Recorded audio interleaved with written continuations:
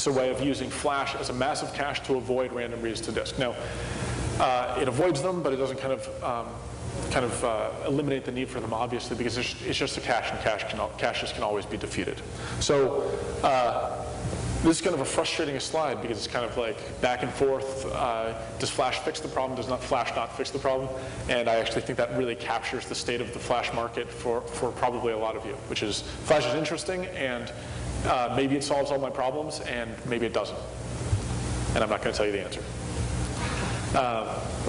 So to sum up a bit, RAIDz is not exactly RAID5, and it's not exactly RAID6. It's complicated, and it involves some real care and precision when deploying it, and as you reason about it, and as you deploy your applications onto it. There's some real gotchas. Sizing in particular, read IOPS, that make it a complicated beast. And again, flash may change that picture, but it's really hard to say exactly how it changes the picture depending on the application. Now, there's some interesting possibilities which present themselves. Did anyone take a look at the SSD panel that happened just before lunch? Maybe a couple nods. So flash is showing up in more places, and we're also seeing NVDRAM in a lot more places. So if we have those, if those things which were once specialized pieces of hardware become ubiquitous, is there even a need for RAIDz? Or can we just throw out RAIDz and know that we can build a safe RAID5 system into ZFS without the need for what was once considered exotic hardware, which has now become ubiquitous? Or if flash goes everywhere and disks are really relegated to just a throughput problem, then do we even need to kind of solve this problem at all, or is it just solved by virtue of hardware which does it for us? Thanks very much, and if there are questions, feel free.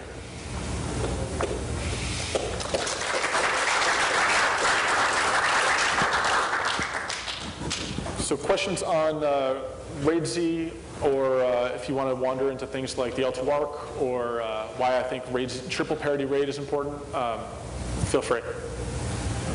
So how do you calculate your final available IOPS in your array? Say you're using, like for example, 200 IOPS disks. If you want to figure out how many IOPS you're going to get from 5 disks, 10 disks, or whatever. Yeah, so the question for those listening is how do you figure out how many IOPS you have given your RAIDz configuration? So if you have like a 10+1 configuration, then what you can count on is for those getting 200 random read IOPS. That's going to be the worst case scenario. Now that's after any kind of caching from DRAM or SSD or whatever, and assumes a workload where it's all kind of random reads. But ZFS does not do particularly well with RAIDz and random reads.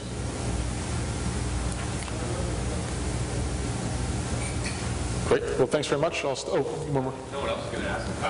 So 7.3. Yeah. What pushback have you gotten from? Yeah, sure. So actually, surprisingly, not that much. So we introduced triple parity RAID as a result of an analysis. We're looking at the growth curve on hard drives. Everyone knows that hard drives are getting twice as big every year or 2 years, something like that. This shouldn't be surprising, I don't think, to anyone in the room.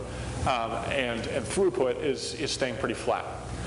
So what that means is the amount of time it takes to resilver a disk is growing exponentially. Today it's like 4 hours, or in a couple of years it's going to be 8 hours, and you're going to get to the point where the availability that double parity RAID affords you has been reduced to that of single parity RAID a few years ago.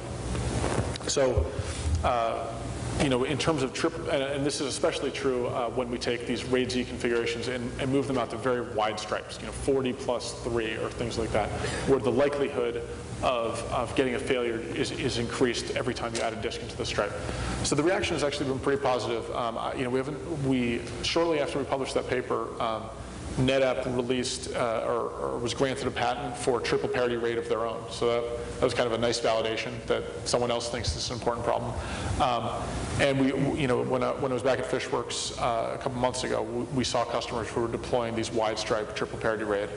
I don't think that we're going to need to see quadruple and centuple parity RAID, but I think triple parity RAID will last us for a while. But I think in the future, if disk-based storage persists in the way that it is, this problem of increasing the areal density of disks without increasing the throughput appreciably is going to magnify and magnify over time.